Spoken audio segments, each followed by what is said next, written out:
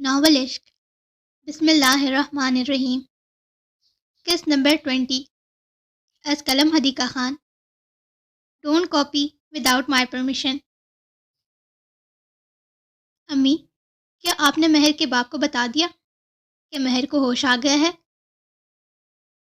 نہیں، بس ایک لفظی جواب۔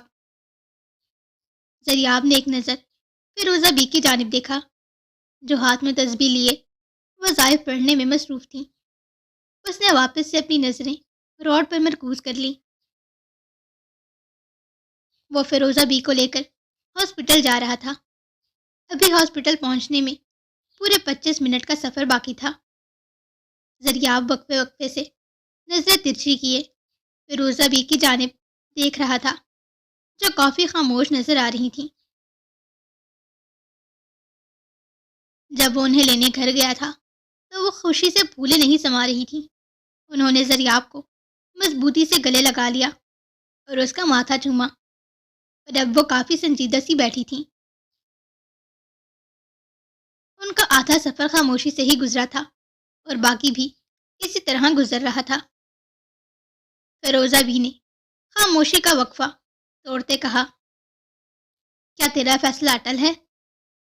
زریاب نے چونک کر فیروزہ بی کی جانب دیکھا۔ نظریں ان کی بھی تسبیح کے دانوں پر ہی مرکوز تھیں۔ انہوں نے ایک بار پھر کہا، تو اپنا فیصلہ نہیں بدل سکتا؟ زریاب نے اپنے رخ واپس روڈ کی جانب کر لیا۔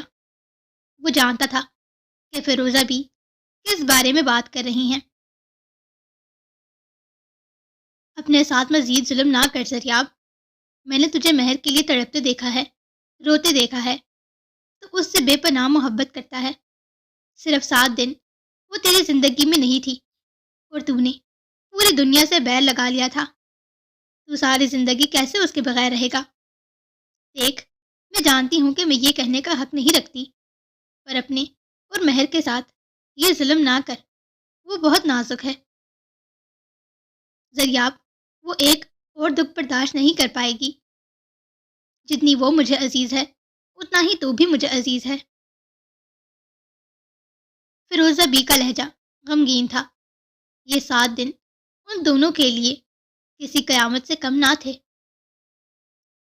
زریاب نے تھوک نکلتے کہا، میرے اور مہر کے لیے یہی صحیح ہے کہ ہم دونوں ایک دوسرے کی زندگی سے نکل جائیں۔ میں نے آپ سے وعدہ کیا تھا کہ جب تک مہر ٹھیک نہیں ہو جاتی میں اس کے ساتھ رہوں گا اور اس کی حفاظت کروں گا، تاکہ جب وہ ٹھیک ہو جائے تو اپنے لیے خود صحیح فیصلہ کر سکے۔ اور میں نے اپنا وعدہ پورا کیا ہے امی۔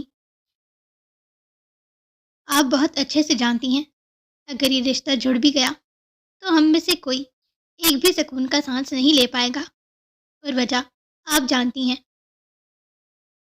اس نے اپنی بات مکمل کر کے ہاسپٹل کی پارکنگ میں گاڑی روکی اور اپنا رخ فیروزہ بی کی جانب موڑتے کہا، وہ ابھی بھی بہت کمزور ہے اور یہ وقت ان سب باتوں کا نہیں ہے۔ اسے پراپر ٹھیک ہونے میں ابھی کچھ وقت لگے گا۔ زریاب نے فیروزہ بی کا ہاتھ تھامتے کہا، آپ کو اس کی ہمت بننا ہے، کمزوری نہیں۔ جب وہ گھر آ جائے گی تب بیٹھ کر اس سے جو بات کرنی ہو کر لیے گا، پر ابھی اپنے جذباتوں پر قابو رکھیے گا، یہ میری گزارش ہے آپ سے۔ اس نے بہت نرمی سے ان کا ہاتھ سہلایا اور گاڑی کا دروازہ کھولتا باہر نکلا، اور دوسری سائڈ سے آ کر فیروزہ بی کی طرف کا دروازہ کھولا اور اپنا ایک ہاتھ ان کی جانب بڑھایا۔ انہوں نے بھی زریاب کا ہاتھ تھاما اور گاڑی سے باہر اتری۔ زریاب گاڑی کو لاک کرتا فیروزہ بی کا ہاتھ تھامتا ان کے ساتھ چلنے لگا۔ انہیں پورے 10 منٹ لگے تھے پارکنگ سے مہر کے روم میں آنے میں۔ فیروزہ بی نے جب مہر کے روم میں قدم رکھا تو وہ بیڈ سے اپنی پشت ٹکائے آنکھیں موندے بیٹھی تھی۔ فیروزہ بی نے اسے پکارا، مہر۔ فیروزہ بی کی آواز کانوں میں پڑتے ہی اس نے پٹ سے اپنی دونوں آنکھیں کھولی اور انہیں دیکھنے لگی۔ فیروزہ بھی لمحے بھر میں اس تک پہنچی اور لپک کر اسے اپنے سینے سے لگا لیا۔ وہ اس انداز سے اس پر اپنی محبت نچھاور کر رہی تھی جیسے اس کے پہلی بار پاکستان آنے پر کی تھی۔ انہوں نے مہر کے چہرے پر بوسوں کی بوچھار کر دی۔ زریاب صوفے پر بیٹھا یہ سب اسی طرح دیکھ رہا تھا جیسے پہلی بار اس نے دادی اور پوتے کا پیار دیکھا تھا۔ وہ کافی دیر تک اسے اپنے سینے سے لگائے روتی رہی۔ مہر بھی دھیمے ہاتھ سے ان کی کمر تھپکتی رہی۔ وہ جب اس سے الگ ہوئیں تو ان کا چہرہ آنسوؤں سے تر تھا، جبکہ مہر کا چہرہ بالکل سنجیدہ تھا۔ وہ بالکل چپ تھی، نہ اس نے کوئی خوشی ظاہر کی تھی نہ ہی کوئی غصہ۔ مہر کے سرہانے رکھی چیئر فیروزہ بھی جا بیٹھی۔ انہوں نے اس سے کہا، تو جانتی ہے میں کتنا تڑپی ہوں تیرے لیے۔ لہجہ ان کا غمگین تھا، آنکھیں ابھی بھی نم تھیں، جس پر مہر نے بھی نظریں نیچے جھکا لیں۔ زریاب ترچھی نظروں سے مہر کو ہی دیکھ رہا تھا۔ وہ تھوڑا تھوڑا بول سکتی تھی تو پھر چپ کیوں تھی؟ اس نے ایک بار بھی فیروزہ بی کو دادو کہہ کر کیوں نہیں پکارا تھا؟ اس نے ان سے بات کیوں نہیں کی تھی؟ وہ بیٹھا انہی سوچوں میں الجھا ہوا تھا جب مہر نے اس کی جانب دیکھا اور چند لمحوں کے لیے ان کی نظریں ملیں۔ کچھ دیر بعد زریاب نے اپنا سر جھٹک وہ ایک تسلسل توڑا، پر مہر ابھی بھی اسے ہی دیکھ رہی تھی۔ مہر کے چہرے کا رنگ بدلے ہوئے تھے، وہ خوش نہیں تھی۔ زریاب اس بات سے بے خبر تھا کہ مہر ہر بات جانتی ہے۔ فیروزہ بھی اس سے باتیں کر رہی تھی۔ انہوں نے پچھلے 7 دنوں کی ساری روداد مہر کے ساتھ سامنے رکھ دی۔ مہر کبھی نظر بھر کر انہیں دیکھتی تو کبھی نظر نیچے جھکا لیتی۔ فیروزہ بی کے بار بار اصرار کے بعد بھی مہر نے انہیں دادو کہہ کر نہیں پکارا تھا۔ اس کے بعد بھی وہ خوش تھیں۔ وہ خوش اس بات سے تھیں کہ مہر کو ہوش آ گیا تھا اور اب وہ ٹھیک ہو رہی تھی۔ وہ کچھ دیر بعد زریاب سے مخاطب ہوئیں۔ زریاب، مجھے مہر کا صدقہ دینا ہے، تو جا اور جا کے 2 کالے بکرے لے کر آ۔ زریاب نے ایک نظر گھڑی پر ڈالی جو 7:30 کا ہنزہ بجا رہی تھی۔ امی، اتنی صبح میں بکرے کہاں سے لاؤں گا؟ تھوڑی صبح اور ہونے دیں، پھر لے آؤں گا۔ چل ٹھیک ہے، پھر تو ڈرائیور کو کال کر کے بول مجھے NGO چھوڑ دے۔ اتنے دنوں سے مہر کی سلامتی کے لیے میں قرآن خوانی کروا رہی تھی، تو اب تو بہت شاندار دعوت کروں گی۔ آخر کو میری بچی ٹھیک ہو گئی ہے۔ انہوں نے اٹھ کے اس کا ماتھا چوما تو زریاب بھی دھیمے سے مسکرا دیا۔ انہوں نے اپنے بٹوے سے کافی سارے نوٹ نکالے اور مہر کے اوپر سے وار کر انہیں اپنے ہاتھ کی مٹھی میں دبا لیا۔ زریاب ڈرائیور کو کال کر چکا تھا۔ 15 منٹ میں آنے کا کہہ کر اس نے کال بند کر دی تھی۔ زریاب مہر کی ڈاکٹر سے ملنے باہر چلا گیا تھا۔ فیروزہ بھی مہر کے سرہانے بیٹھی اور اس کا مرجھایا ہوا چہرہ دیکھنے لگی۔ وہ مہر کے اترے چہرے کو دیکھ کر سمجھ چکی تھیں کہ مہر ان سے خفا ہے۔ آج وہ انہیں دیکھ کر خوش نہیں ہوئی تھی۔ فیروزہ بی نے محبت سے چور لہجے میں مہر کو پکارا۔ اپنی دانتوں سے ناراض ہے؟ انہوں نے مہر کے ہاتھ پر اپنا ہاتھ رکھتے نرمی سے سہلایا۔ تو مہر نے ہچکچاتے لہجے میں کہا، بابا کہاں ہیں میرے؟ اس کی نظریں ابھی بھی جھکی ہوئی تھیں۔ فیروزہ بھی مہر کی خاموشی کی وجہ جان چکی تھی۔ فی الحال نہ ہی یہ جگہ صحیح تھی اور نہ ہی یہ وقت ان مسئلے پر بات کرنے کا تھا، اس لیے انہوں نے بات کو ٹالنے جیسے انداز میں کہا، تو گھر آ جا، پھر ہر مسئلے پر بات کریں گے۔ اس وقت تیرا ٹھیک ہونا سب سے زیادہ ضروری ہے، ہر چیز سے بڑھ کر تیری صحت ضروری ہے۔ ان کی آنکھیں ایک بار پھر نم ہونے لگی تھیں۔ مہر نے اپنا دوسرا ہاتھ بھی فیروزہ بی کے ہاتھ پہ رکھتے کہا، میں ٹھیک ہوں اب، مزید نہ روئیں۔ دروازے پر دستک ہوئی تو فیروزہ بی نے فوراً اپنی آنکھوں میں برپا ہونے والی نمی کو اپنے ہاتھ کی ہتھیلی سے رگڑ کر صاف کیا اور گردن موڑے پیچھے دیکھا تو زریاب دروازے پر کھڑا تھا، ساتھ ہی ایک نرس بھی تھی۔ وہ دونوں اندر آئے۔ زریاب گویا ہوا، ڈرائیور آ گیا ہے امی، چلیں آپ کو باہر تک چھوڑ دوں۔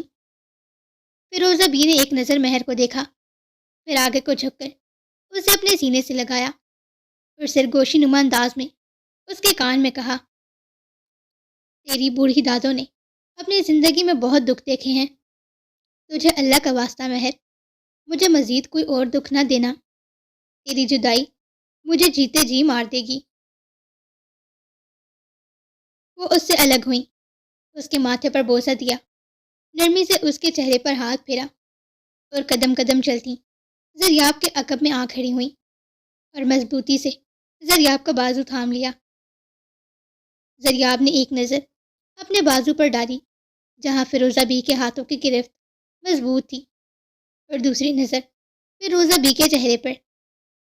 وہ کچھ پریشان سی نظر آ رہی تھیں۔ زریاب نے ان سے کوئی سوال نہیں کیا تھا، وہ بس نرس سے مخاطب ہوا، آپ سائیکو تھراپی سٹارٹ کریں، میں تھوڑی دیر میں آتا ہوں۔ جی سر۔ وہ نرس فوراً ہی مہر کی طرف بڑھی اور زریاب فیروزہ بی کو لے کر روم سے باہر نکل گیا۔ اس نے چلتے چلتے فیروزہ بی کی جانب دیکھا، پھر کہا، ارے آپ اتنی خاموش کیوں ہو گئی؟ کچھ ہوا ہے کیا؟ وہ کچھ الجھا ہوا تھا اور سمجھنے کی کوشش کر رہا تھا۔ فیروزہ بی نے بس نام میں سر ہلایا۔ وہ لوگ ہاسپٹل سے باہر آئے۔ کچھ فاصلے پر ایک بینچ رکھی تھی، ڈرائیور جبکہ بالکل سامنے ہی تھا۔ زریاب انہیں لیے اس بینچ کے پاس آیا اور زبردستی انہیں اس بینچ پر بٹھایا۔ تو وہ مزاحمت کرنے لگی، تو یہاں کیوں لے آیا؟ ڈرائیور تو سامنے ہی ہے۔ اور خود وہ ان کے سامنے اکڑو بیٹھ گیا اور اپنے ہاتھ ان کے گھٹنوں پر رکھتے کہا، چلیں اب بتائیں ذرا مجھے، یہ اچانک سے آپ کے چہرے کی خوشی کہاں غائب ہو گئی؟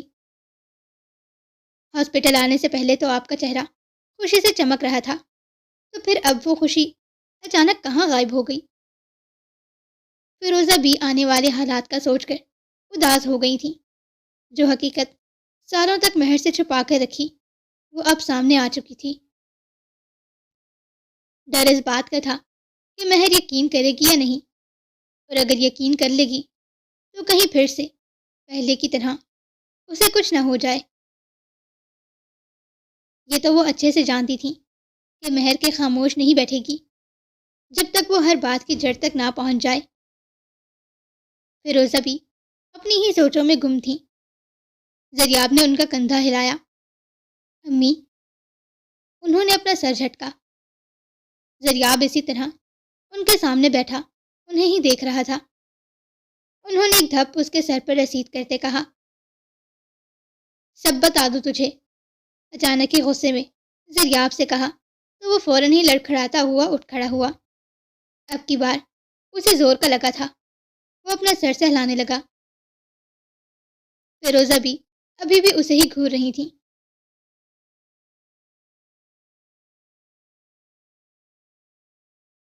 کمی تو بھی نہیں کر رہا۔ زریاب شرمندہ سا ہو گیا۔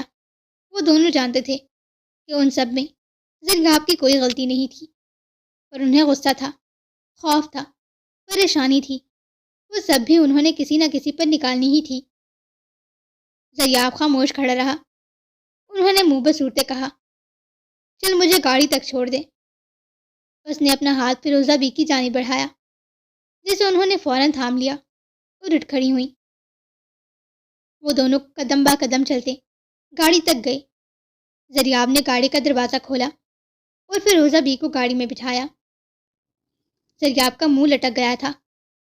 فیروزہ بی نے ترچھی نظروں سے اسے گھورتے کہا، اب ایسی منہ لٹکائے کھڑا رہے گا؟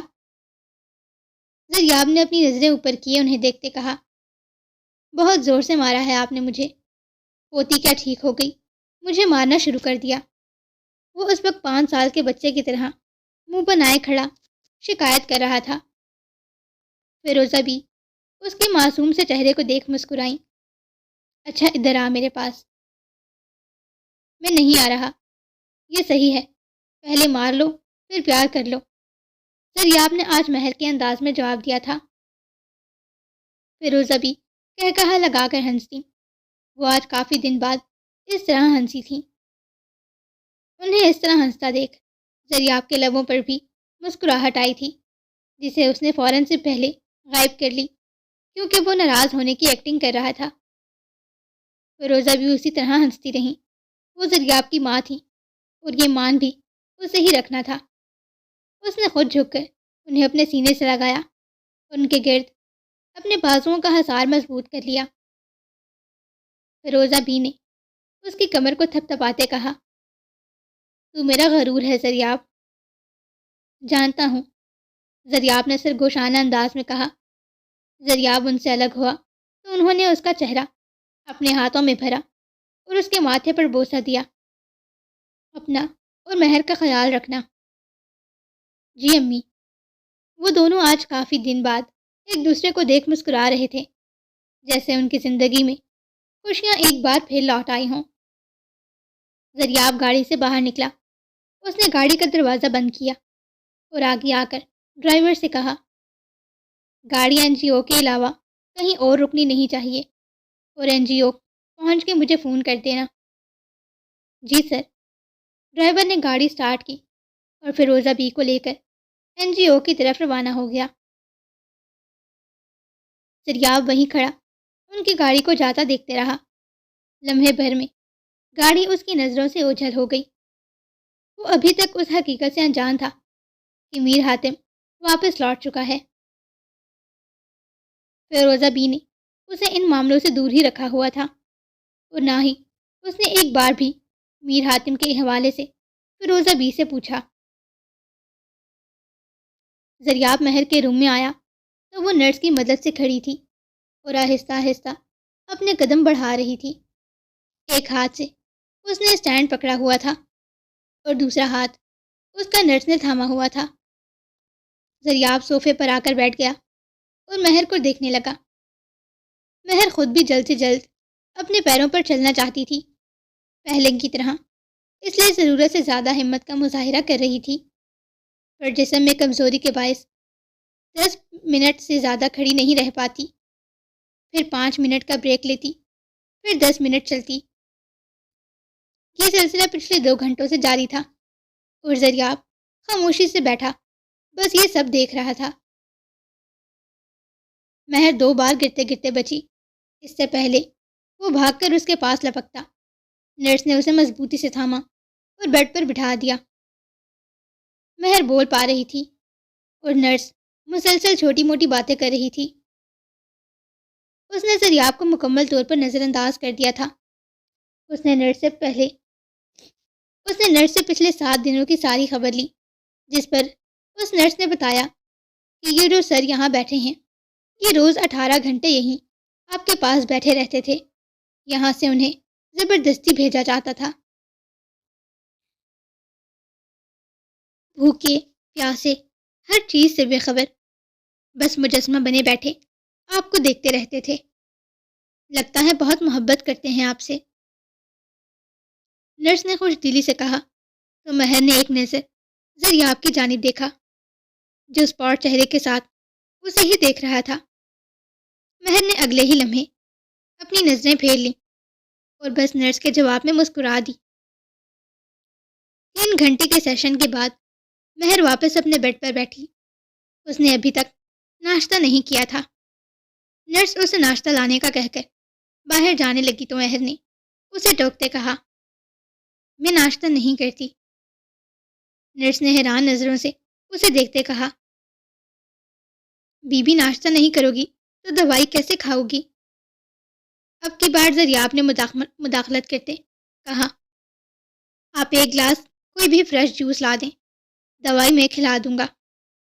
جس کے جواب میں نرس نے اسے مسکرا کے دیکھا اور سر کو خم دیتی باہر چلی گئی۔ دریاب اٹھ کر مہر کے پاس آیا اور اس کے سرہانے رکھی چیئر پر بیٹھ گیا۔ وہ اس نرس اور مہر کی ساری باتیں سن چکا تھا، پھر بھی انجان بننے کی کوشش کر رہا تھا۔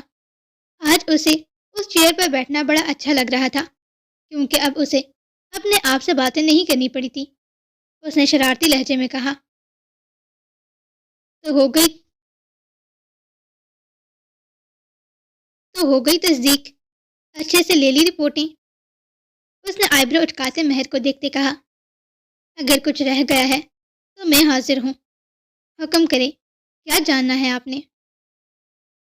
مہر نے ترچھی نظروں سے زریاب کو دیکھا۔ اسے زریاب کی کہی ایک ایک بات یاد تھی، پر جب تک وہ میر حاتم سے بات نہ کر لیتی، ہر بات ان کے منہ سے نہ سن لیتی، وہ زریاب سے کچھ بھی کہنا نہیں چاہتی تھی۔ وہ بس اس کشمکش میں تھی کہ کس کی بات پر یقین کرے، اپنے باپ کی یا ان ساری باتوں پر جو پچھلے 7 دنوں میں زریاب اسے کر رہا تھا۔ اس کے لیے دنیا کا مشکل کام تھا زریاب کی باتوں پر یقین کرنا۔ اگر وہ ایسا کرتی تو لمحے بھر میں اس کی پچھلی 20 سالہ زندگی ایک جھوٹ بن کے رہ جاتی۔ اسے ہر بات کا جواب اپنے باپ سے سننا تھا۔ وہ حقیقت جاننے کے بعد یہ سب قبول کر پائے گی یا نہیں؟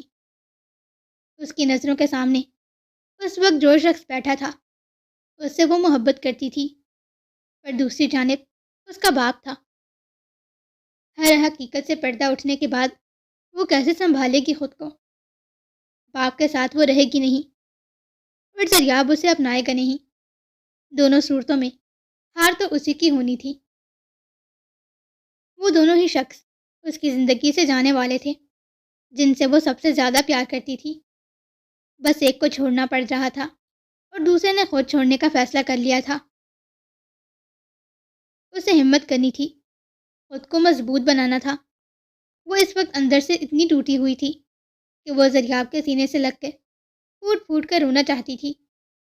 اسے کہنا چاہتی تھی کہ زریاب، مجھے تنہا نہ چھوڑنا، مجھ میں اتنی ہمت نہیں، میں اتنی مضبوط اور بہادر نہیں۔ جو بھی ہوا اس میں میری کیا غلطی ہے؟ مجھے خود سے جدا نہ کرنا۔ پر وہ بالکل چپ تھی۔ مہر کی آنکھوں میں نمی برپا ہونے لگی۔ وہ ٹک ٹکی باندھے زریاب کو ہی دیکھ رہی تھی۔ زریاب اس کی آنکھوں میں نمی دیکھ چکا تھا۔ اس سے پہلے کہ وہ آنسو ٹوٹ کے مہر کی گال سے بہتا ہوا نیچے گرتا، زریاب نے اپنی جیب سے ٹشو نکالا اور مہر کے قریب جا کر اس آنسوؤں کو ٹشو میں جذب کر لیا۔ وہ مہر کے بے حد قریب تھا۔ وہ پیچھے ہٹنے لگا تو مہر نے اس کا ہاتھ تھام لیا۔ تمہاری سانسیں سکون دیتی ہیں مجھے، اس نے دھیمے سے کہا۔ یہ ان ایکسپیکٹڈ تھا زریاب کے لیے۔ اسے اپنے ہاتھوں میں جھرجھری سی محسوس ہوئی۔ اندر سے وہ بھی جل رہا تھا، پر چہرے پر جھوٹی مسکراہٹ تھی۔ زریاب نے مہر کے ہاتھ سے اپنے ہاتھ کھینچنے چاہے تو مہر نے اسے مضبوطی سے تھام لیا اور اس کے ہاتھوں کو اپنی آنکھوں سے لگا لیا۔ وہ اس وقت تڑپ رہی تھی زریاب کے لیے۔ کیا سچ تھا، کیا جھوٹ؟ وہ بس زریاب کو خود سے دور جانا برداشت نہیں کر پا رہی تھی۔ وہ زریاب کو یہ بھی نہیں بتانا چاہتی تھی کہ وہ سب جانتی ہے، ہر ایک بات۔ آنسوؤں کا ایک رولا اس کے حلق تک آیا، جسے اس نے بہت مشکل سے ضبط کیا۔ کچھ دیر بعد زریاب نے اسے بہت پیار سے پکارا، پرنسس۔ زریاب کے پرنسس کہنے پر مہر کا وہ ضبط کا بندھن جو وہ باندھے بیٹھی تھی وہ ٹوٹا اور وہ پھوٹ پھوٹ کر رو دی۔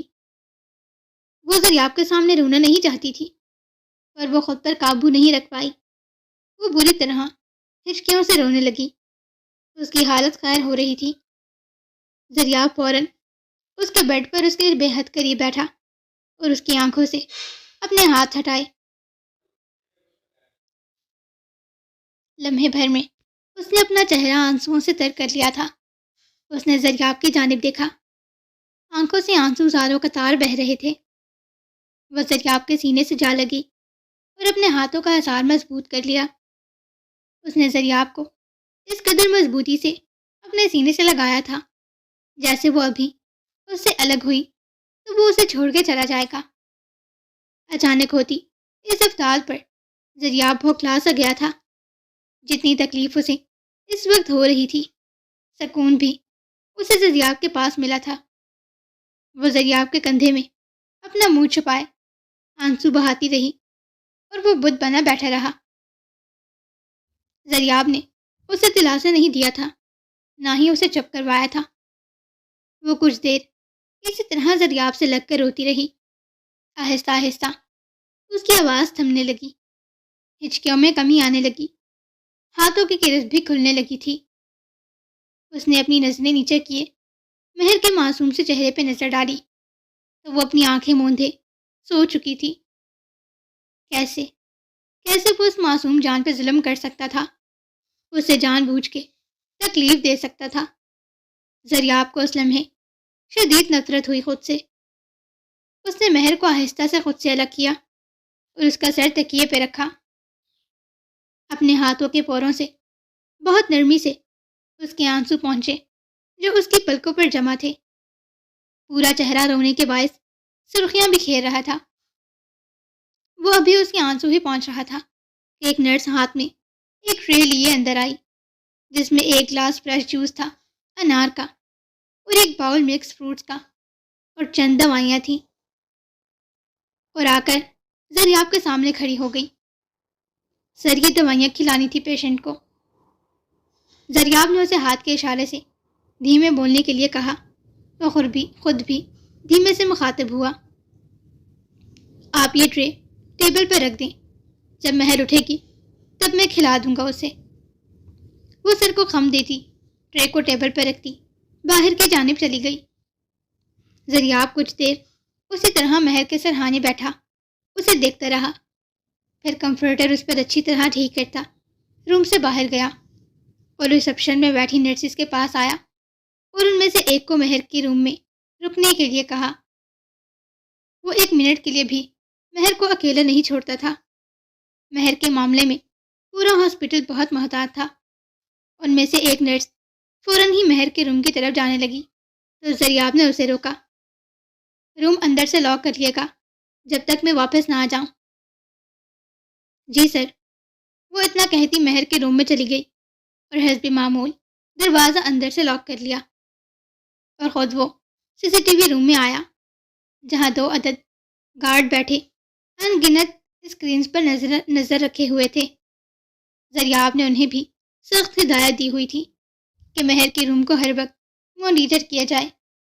زریاب کی غیر موجودگی میں کون آ رہا ہے، کون جا رہا ہے۔ زریاب کو اپنے پیچھے دیکھ ایک گارڈ فوراً کھڑا ہوا اور زریاب کے گلے آ لگا۔ مبارک ہو سر، بھابھی کو ہوش آ گیا۔ ان کی جگہ کوئی اور ہوتا تو وہ بھی یہی کہتا، کیونکہ پچھلے 7 دنوں میں زریاب نے مہر کے جنونی اور جذباتی عاشق ہونے کا رول بخوبی نبھایا تھا۔ بقول ان کے، کہاں ملتے ہیں ایسے عاشق جو اپنی محبوبہ کے لیے دن رات ایک کر دیں اور خود کو بھی فراموش کر بیٹھیں۔ وہ زریاب سے الگ ہوا، اس کے چہرے پر خوشی واضح تھی۔ زریاب بھی مختصراً مسکرا دیا۔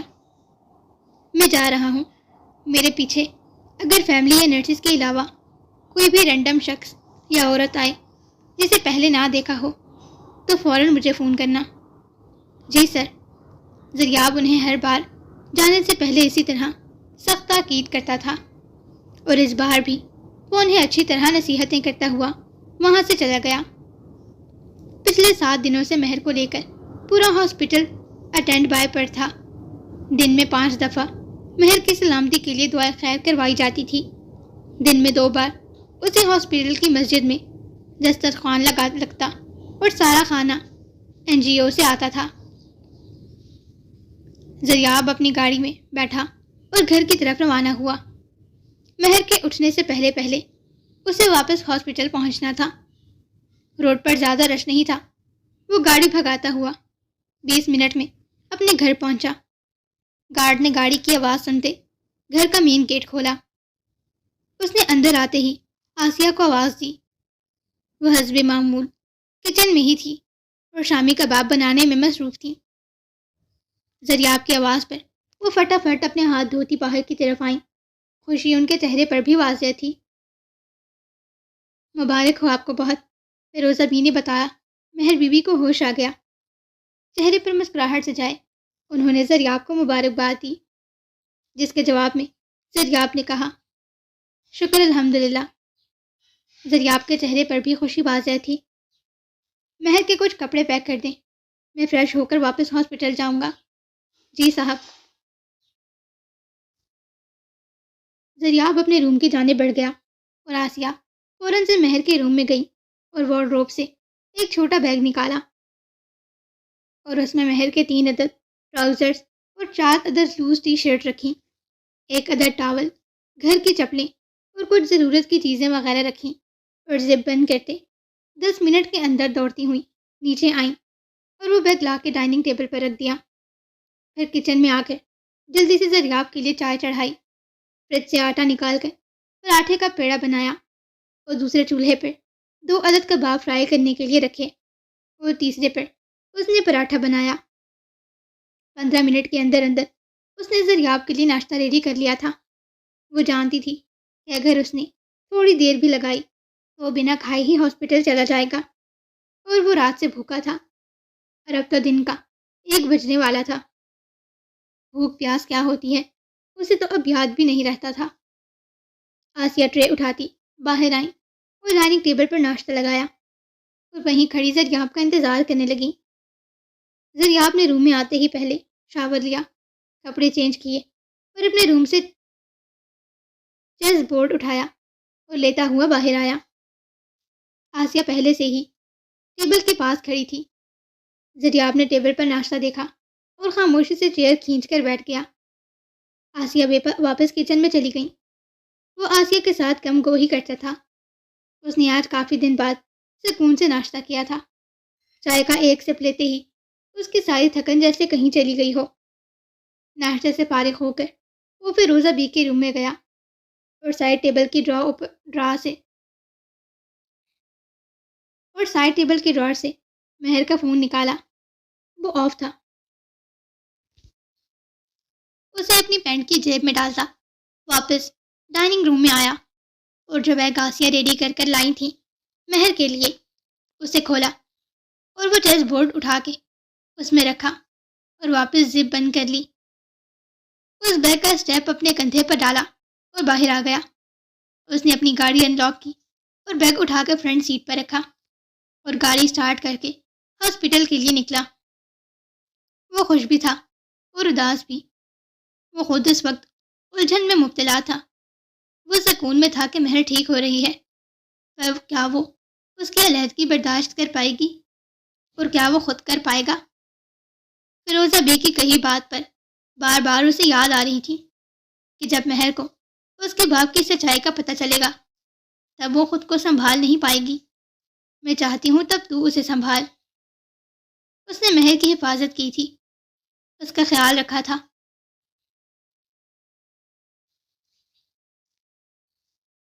زریاب نے اس کو اکیلا نہیں چھوڑا تھا۔ اس نے نہ چاہتے ہوئے بھی فیروزہ بی سے کیا وعدہ نبھایا تھا، پر کب تک؟ یہ ایک سوال اسے اندر سے کھا رہا تھا۔ آخر کب تک اور وہ اس وعدے کو نبھا پائے گا؟ یہی باتیں سارے راستے اس کے دماغ میں گھومتی رہیں۔ وہ ہاسپٹل پہنچ چکا تھا۔ گاڑی کو پارکنگ میں پارک کر کے وہ گاڑی سے باہر نکلا اور فیروزہ بی کو کال لگائی۔ دوسرے بیل پر انہوں نے کال اٹھائی۔ الیک سلیک کے بعد اس نے کہا باسط اور سلمہ بی بی کو اب نہ بھیجیے گا ہاسپٹل۔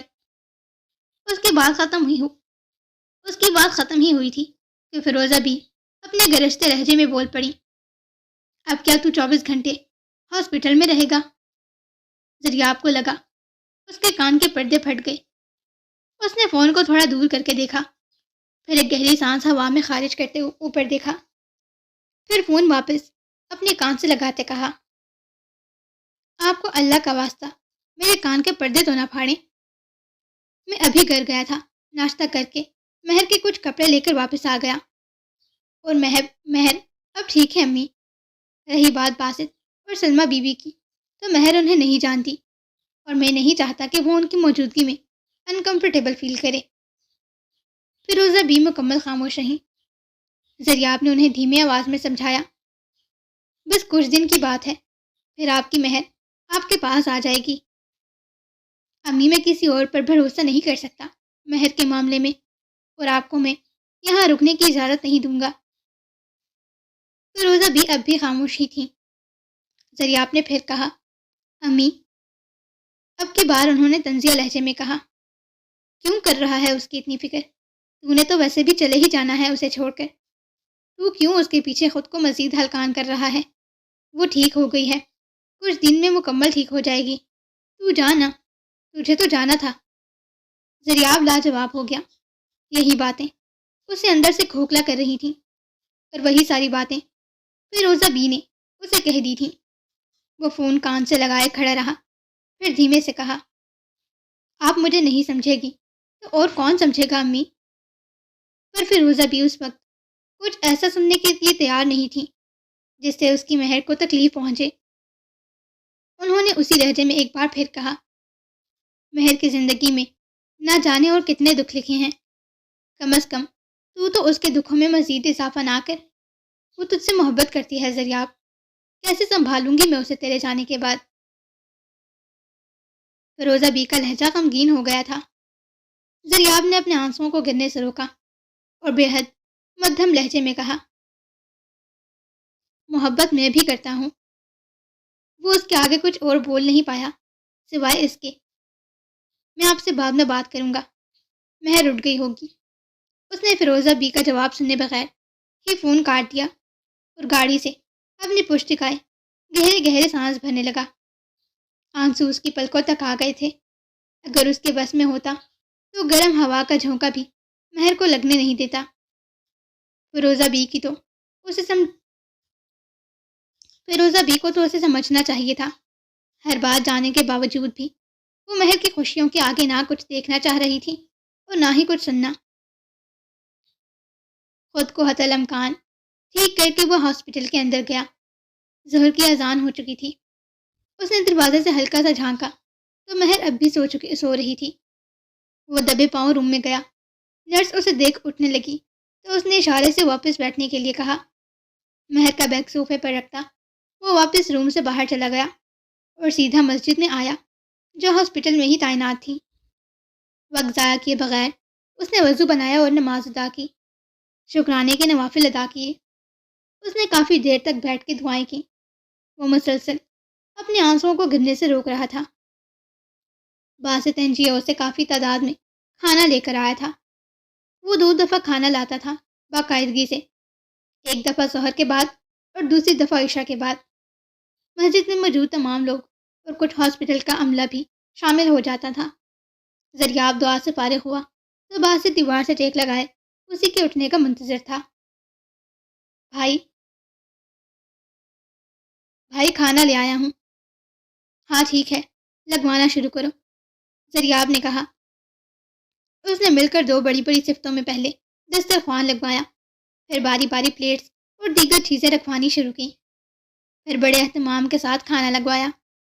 جب سے زریاب مسجد میں کھانے کا اہتمام کرنے لگا تھا، لوگوں کی بھیڑ بھی بڑھتی جا رہی تھی، پر کھانا کبھی کم نہیں پڑا تھا۔ وہ ہر بار زیادہ سے زیادہ ہی کھانے کا اہتمام کرواتا تھا۔ سب کھانے میں مصروف تھے۔ زریاب باسط کو لے کر سائڈ پر آیا اور اس سے مخاطب ہوا، اب سے تم اور سلمہ بی بی نہ آنا ہاسپٹل، مہر اب ٹھیک ہے۔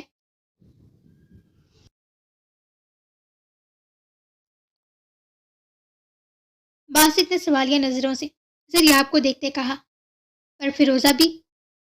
زریاب نے بات کاٹی، مہر کسی کو نہیں جانتی باسط، وہ انکمفرٹیبل نہ فیل کرے تم لوگوں کی موجودگی میں بس یہ کہنا چاہتا ہوں، ویسے بھی کچھ دن میں وہ گھر آ جائے گی۔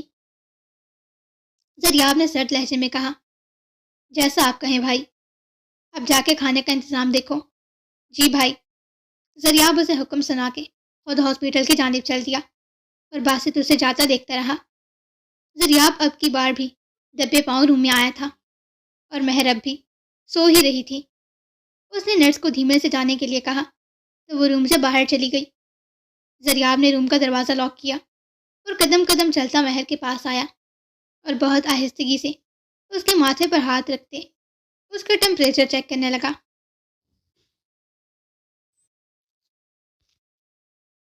بخار نہیں تھا، مہر بس سو رہی تھی۔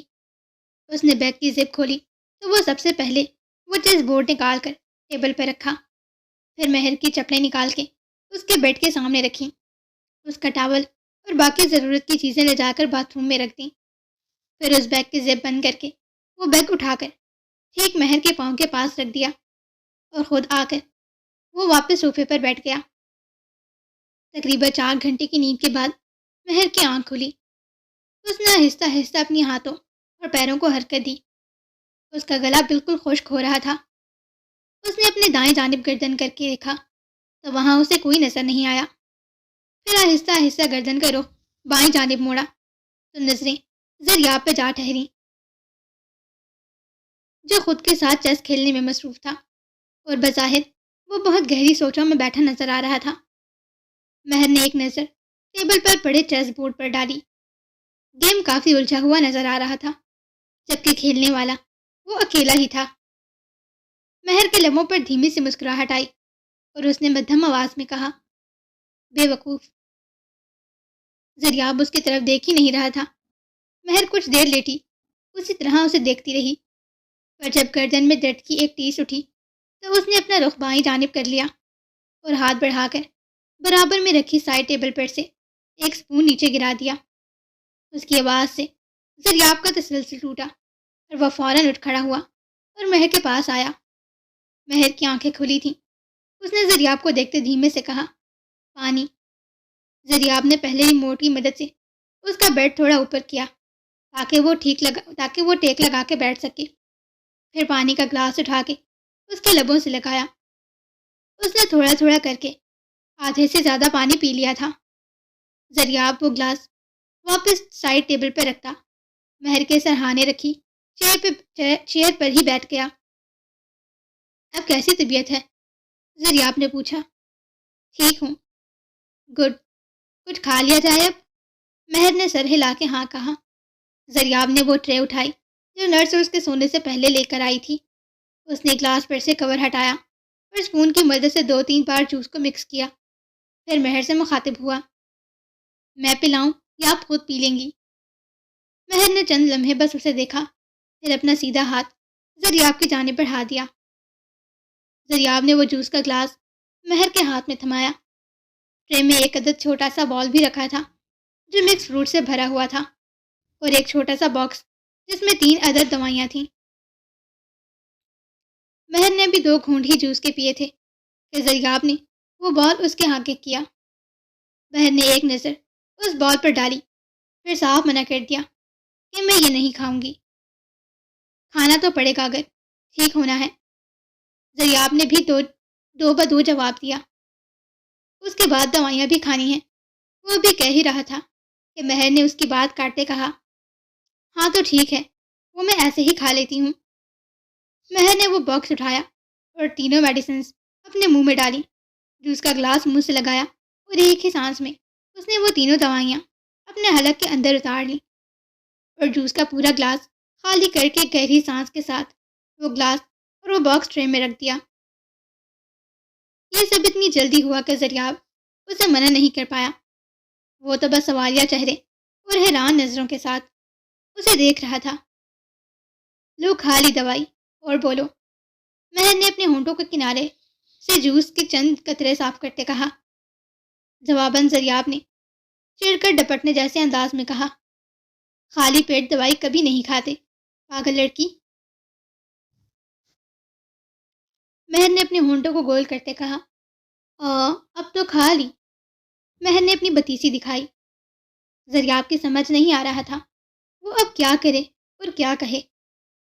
مہر نے اس بال میں سے ایک انگور کا دانہ اٹھایا اور اپنے منہ میں ڈالتے کہا، اب بس بھی کرو، ایسے گھورتے رہو گے کیا؟ میں نرس سے کہتا ہوں کہ وہ واپس سے ڈرپ لگا دے آپ کو، ایسے تو آپ باز نہیں آئیں گی۔ اس نے وہ ٹرے اٹھاتے کہا اور اٹھ کھڑا ہوا۔